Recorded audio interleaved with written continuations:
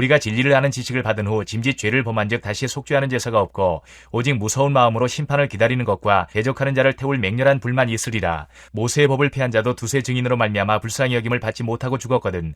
하물며 하나님의 아들을 짓밟고 자기를 거룩하게 한 언약의 피를 부정한 것으로 여기고 은혜의 성령을 욕되게 하는 자가 당연히 받을 형벌은 얼마나 더 무겁겠느냐. 너희는 생각하라.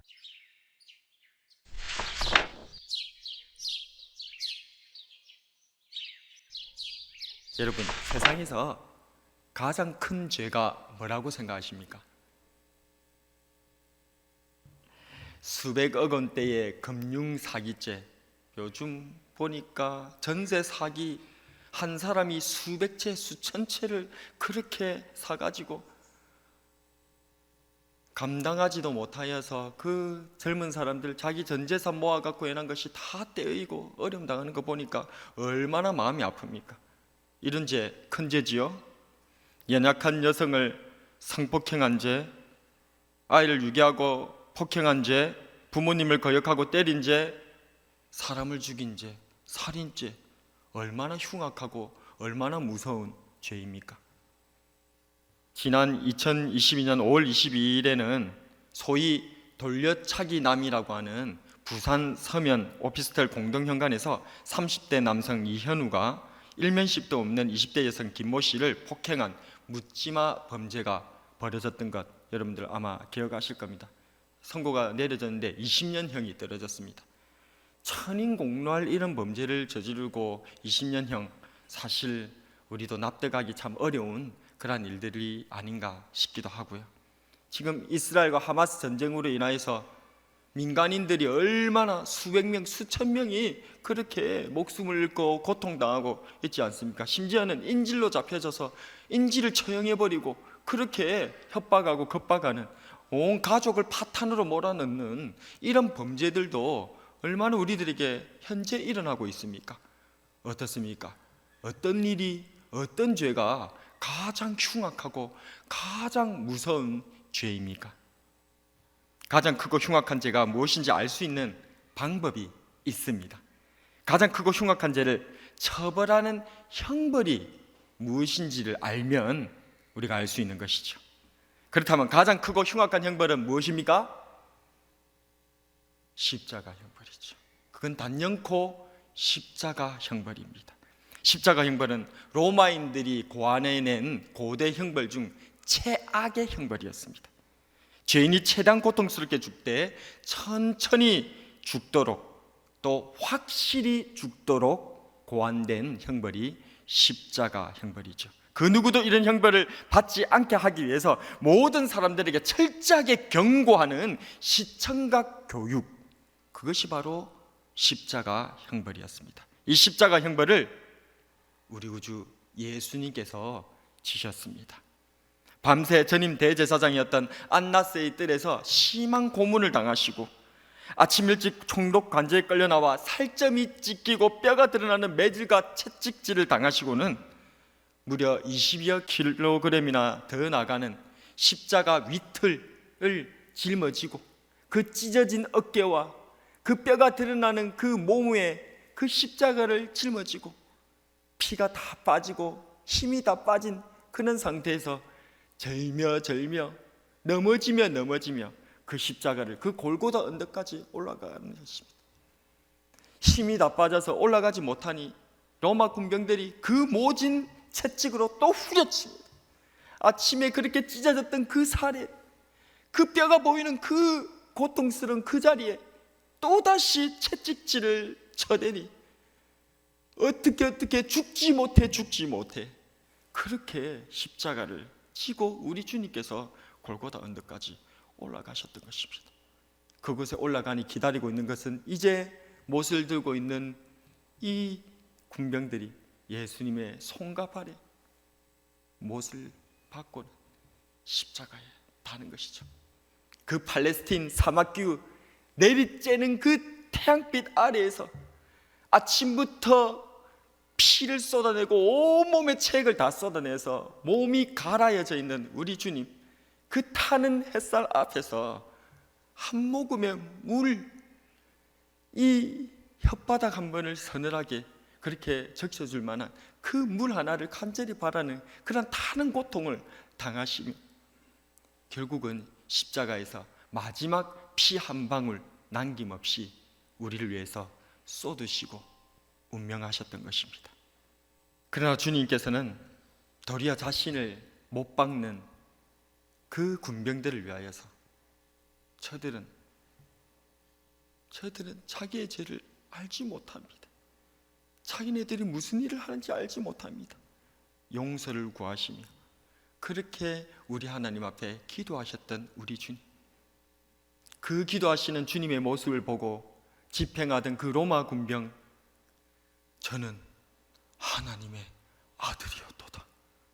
자기가 수백 명의 죄수를 십자가에서 그렇게 처형을 해보아도 그 인간의 본성이 마지막 바닥까지 다 드러나는 그 십자가 형벌, 그 고통, 그 끝자락에 다른 사람에 대한 그러한 원망이나 비난이 아니라, 저주가 아니라 자기를 못 박는 자를 위해서 도리어 기도해주는 이 청년의 죽음 앞에 그 로마의 군병은 무릎 꿇고 말았던 것입니다. 저는 하나님의 아들이었도다. 그렇다면 가장 흉악한 죄를 형벌하는 십자가를 지신 예수님께서 가장 흉악한 죄를 지은 사람이라는 말이 되는데, 예수님께서는 대체 어떤 죄를 지으셨길래 십자가, 이 가장 흉악한 형벌을 받으셨던 것일까요? 그러나 예수님께서는 죄를 짓지 않은 이 세상에 유일하신 분이신 줄로 믿습니다. 히브리서 4장 15절을 함께 읽어보도록 하겠습니다. 우리에게 있는 대제사장은 우리의 연약함을 동정하지 못하실 이가 아니요 모든 일에 우리와 똑같이 시험을 받으시니로되 죄는 없으시니라. 아멘. 예수님께서는 죄가 없으신데도 가장 흉벌을 받으셨던 것이죠. 왜? 누구 때문에 예수님께서는 이 가장 흉악한 형벌을 받으셨던 것입니까? 그것은 바로 누구 죄 때문에? 내 죄입니다. 우리 죄가 아니고 내 죄입니다. 우리 죄 이렇게 하면 예수님께서 십자가에 누구 죄 때문에 그렇게 달려 돌아가셨습니까? 물어봤더니 며느리 죄 때문에. 며느리가 목사님이 누구 죄 때문에 예수님 십자가에서 돌아가셨는지 물어보면 다른 건 몰라도 그냥 내 죄 때문이라고 하십시오. 내 죄 때문에만 하십시오. 그랬더니 이 시엄마가 목사님이 물으시는데 누구 때문에 예수님께서 십자가에서 돌아가셨습니까? 며느리 죄 때문에. 며느리 죄 때문도 아니고 우리 죄 때문도 아니고 누구 죄?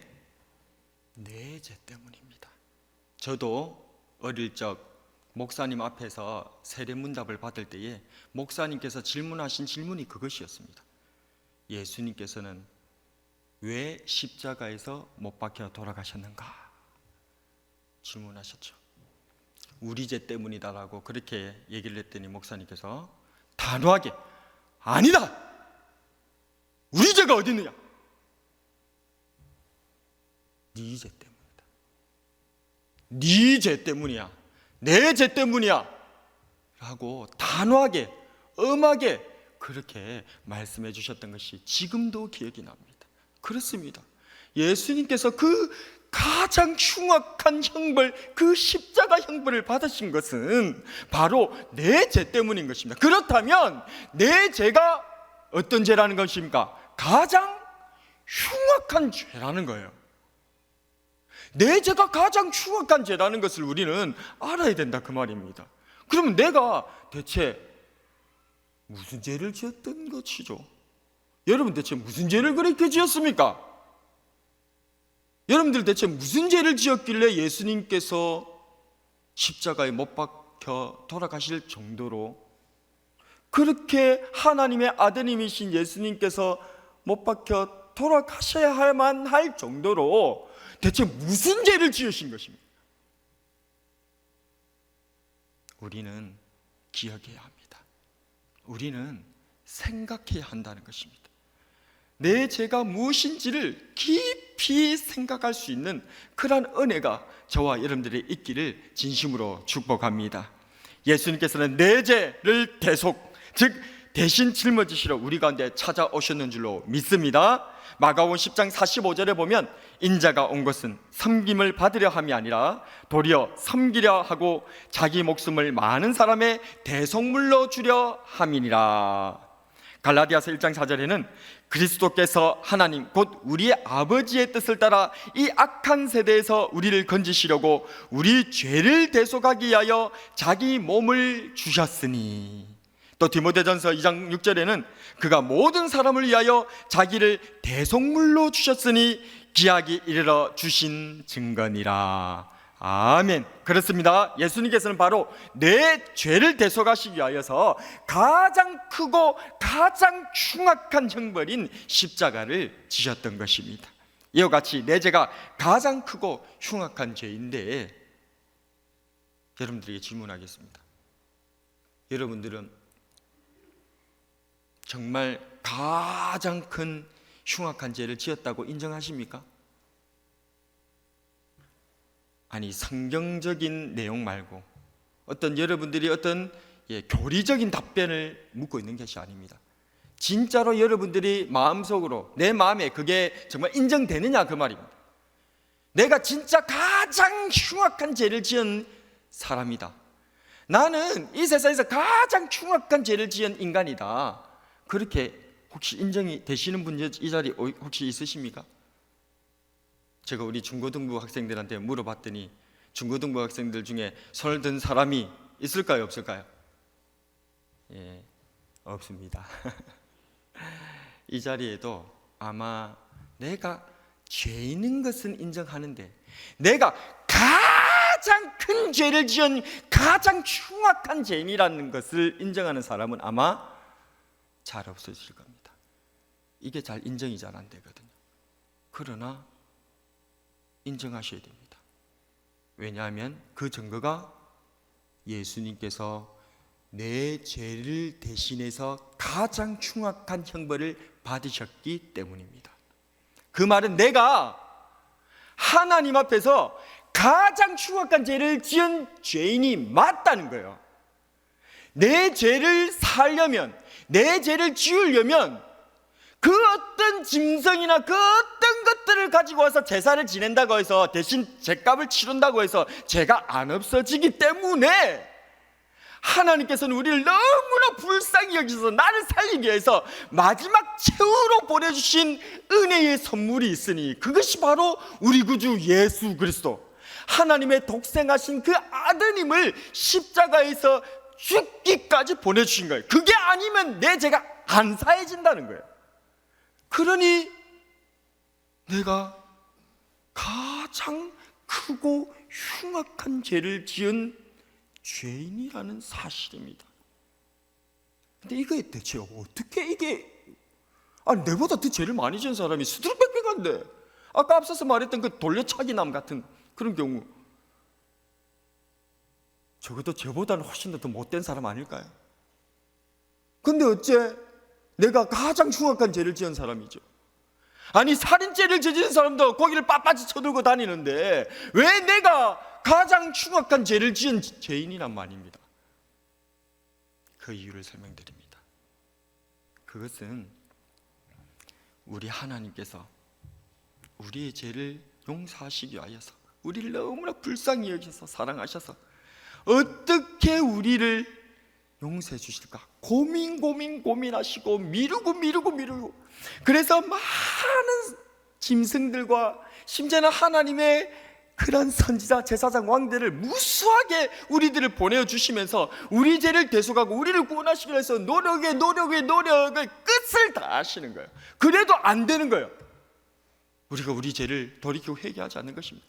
그래서 하나님께서는 마지막 최후로 당신의 독생하신 아드님인 우리 구주 예수 그리스도를 우리를 위해서 보내주시기로 작정하십니다. 우리가 여전히 죄인인데도 말입니다. 이것은 하나님께서 하실 수 있는 최고의 사랑의 표현. 내가 도무지 무엇을 주어서 이들을 구원할까?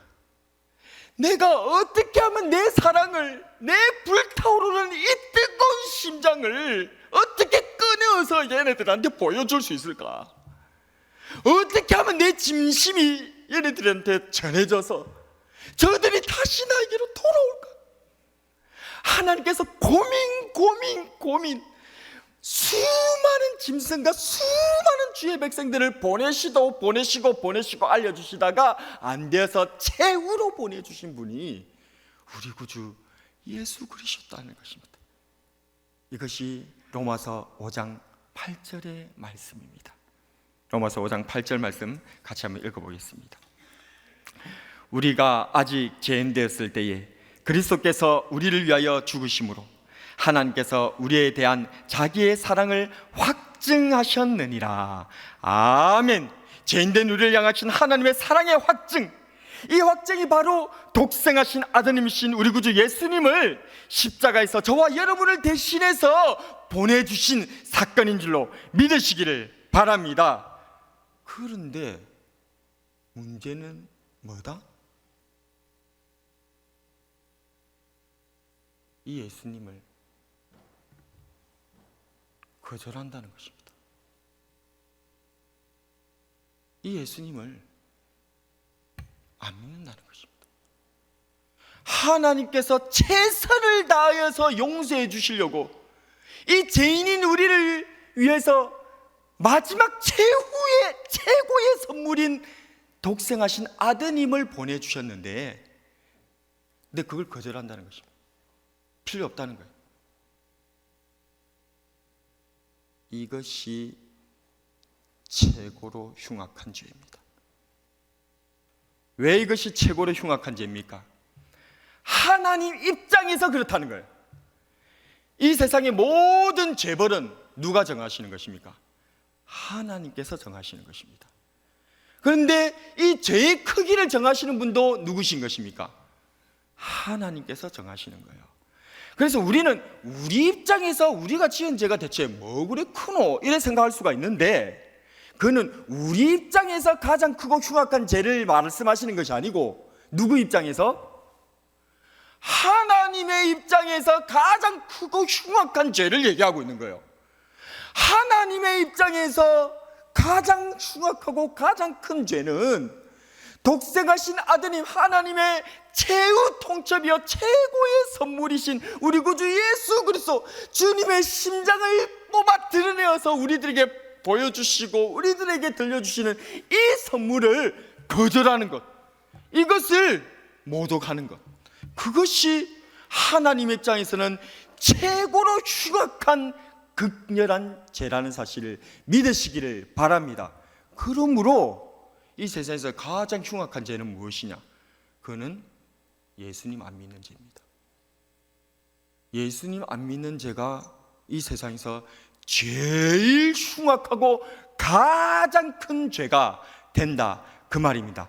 하나님의 이 놀라운 호의를 거절하고 이 하나님의 최고의 은혜를 거절한, 그리고 우리 구주 예수 그리스도의 이 십자가와 하나님의 사랑을 모독해버린 이 예수님을 거절하고 예수님의 은혜를 믿지 아니하는 이것이 하나님 앞에 최고로 흉악한 죄라는 사실을 믿으시기를 바랍니다. 이것이 바로 오늘 본문 28절에서 29절 말씀인 것입니다. 함께 읽어보도록 하겠습니다.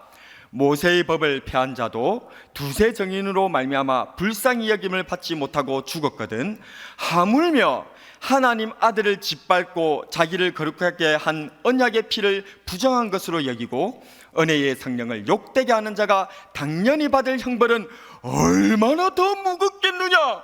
너희는 생각하라는 것입니다. 무엇을요?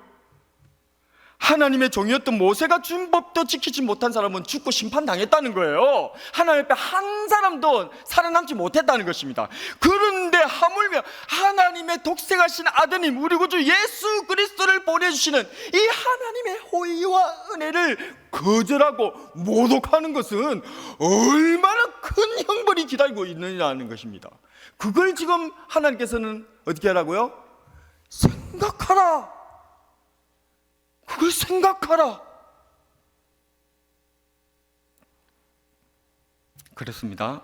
세상에서 가장 흉악한 죄, 세상에서 가장 큰 죄는 바로 예수님을 믿지 않는 죄인 것입니다. 예수님을 믿지 않는 죄는 죄인을 향하신 하나님의 호의를 거절하고 예수님의 십자가 은혜를 모독하는 것이기 때문에 하나님 입장에서 가장 큰 죄, 용서받지 못하는 죄인 줄로 믿으시기를 바랍니다. 또한 예수님을 믿지 않는 죄가 가장 최악의 죄가 되는 이유가 하나 더 있습니다. 그것은 이제 더 이상 기회가 없기 때문에 그래요. 이제 더 이상의 용서의 기회는 없다 그 말입니다. 이게 최후거든요. 그러니까 예수님은 하나님의 최후 통첩입니다. 예수님은 하나님 최고의 선물이면서 최고기 때문에 더 이상 이것보다 더 좋은 것이 없기 때문에 최후 통첩이 되는 거예요. 아멘. 그래서 예수님 믿지 않는 것은 더 이상의 기회가 이제는 없기 때문에 이것이 가장 흉악하고 최악의 범죄가 되고 만다는 것입니다. 26절과 27절에 그 내용이 있습니다. 읽어보겠습니다. 우리가 진리를 아는 지식을 받은 후 짐짓 죄를 범한 즉 다시 속죄하는 제사가 없고 오직 무서운 마음으로 심판을 기다리는 것과 대적하는 자를 태울 맹렬한 불만 있으리라. 아멘. 예수님께서는 최후 통첩이십니다. 왜냐하면 하나님께 있어서 당신의 독생하신 아드님이신 예수님보다 더 크고 좋은 제사는 결단코 없기 때문입니다. 그래서 참고 또 기다리신 하나님께서 이 모든 날 마지막에 독생하신 아드님이신 예수님을 우리에게 보내주셨던 것입니다. 이것을 히브리서 기자는 히브리서의 제일 처음에 언급하면서 히브리서를 열고 있습니다. 히브리서 1장 1절에서 2절인데요 같이 한번 읽어보겠습니다. 옛적에 선지자들을 통하여 여러 부분과 여러 모양으로 우리 조상들에게 말씀하신 하나님이 이 모든 날 마지막에는 아들을 통하여 우리에게 말씀하셨으니 이 아들을 만유의 상속자로 세우시고 또 그로 말미암아 모든 세계를 지으셨느니라. 아멘. 히브리서를 열면서 처음 얘기하는 바가 바로 이것이다 그 말입니다. 하나님께서 이 온 세상을 창조하시고 우리를 구원하시기 위해서 수많은 하나님의 종들, 소위 그리스도라고 얘기하는 선지자, 제사장, 왕, 인간 그리스도들을 많이 보내주셨다는 거예요. 그런데 그들을 보내어서 하나님의 사랑을 알고 돌아오기를 그렇게 바라했었는데 안 되더라는 것이죠. 그래서 이 마지막 때에 최후로 하나님의 독생하신 아드님이신 예수님 보내셨다. 그게 바로 히브리서 1장 1절에서 2절에 말씀하고 있다 그 말입니다. 그래서 예수님께서 오신 것은 세상의 종말이 되는 거예요. 그래서 종말이 이미 시작되었습니다. 예수님께서 이미 오셨기 때문에, 그래서 예수님께서 오신 것이 종말이 되고 예수님께서 최고의 기회이기 때문에 예수님은 복음이기도 하시지만 예수님께서 최후의 기회이시기 때문에 또한 예수님은 심판이 된다 그 말입니다. 예수님께서 하나님께서 주신 기회라는 사실을 믿으시기를 바랍니다. 오늘 이 자리에 계신 저와 여러분들 진심으로 당부드립니다. 예수님께서는 하나님께서 우리에게 주실 수 있는 최고의 기회이십니다. 이 기회만 딱 붙잡으면 우리는 구원받는 것입니다. 우리가 그 앞에 무슨 일을 했든지 어떤 죄를 지었든지 하나님께서는 묻지도 따지지도 않으시고 이 마지막 주신 최고의 기회이신 예수님만 붙잡으면 우리는 예수님의 십자가 피공로로 의지하여서 우리의 죄는 완전히 사해짐을 믿으시기를 바랍니다. 이것이 복음입니다. 그러나 또 하나, 예수님께서는 하나님의 최후의 기회이시기 때문에, 마지막으로 줄 수 있는 최후의 카드이기 때문에 이 최후의 카드를 놓쳐버리면, 이 최후의 카드를 거절해버린다면 이제는 더 이상의 기회가 없기 때문에 최종 심판 가운데로 들어간다는 것을 생각하시고 기억하시고 두려워하며 다시금 그 두려움을 바꾸어 하나님과 우리 예수님을 사랑하는 사랑으로 바꾸어 나오시는 저와 여러분이 되기를 진심으로 당부드립니다. 말씀을 정리하겠습니다. 오늘 하나님께서는 우리에게 생각하라 라고 말씀하십니다. 우리는 생각해야 됩니다. 십자가가 무엇인지, 예수님의 십자가는 대체 누가 져야 되는 십자가였던 건지, 하나님의 사랑과 예수님의 은혜가 무엇인지, 내 죄가 얼마나 흉악하고 큰 죄인지를 생각해야 할 것입니다. 그리고 또 우리는 생각해야 합니다. 예수님께서 최고의 기회이시기 때문에 복음이 되시고, 예수님께서 최후의 기회이시기 때문에 최후 심판이 된다는 사실을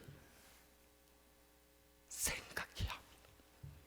이것을 거절하면 하나님께서 얼마나 극렬한 진노를 내리실 것인지를 두려워 떨며 생각해야 하는 것입니다.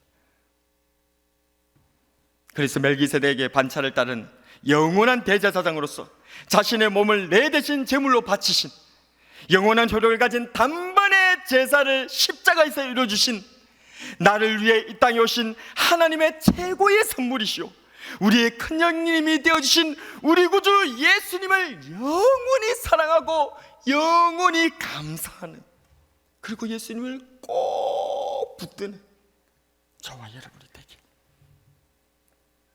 주님의 이름으로 축복합니다.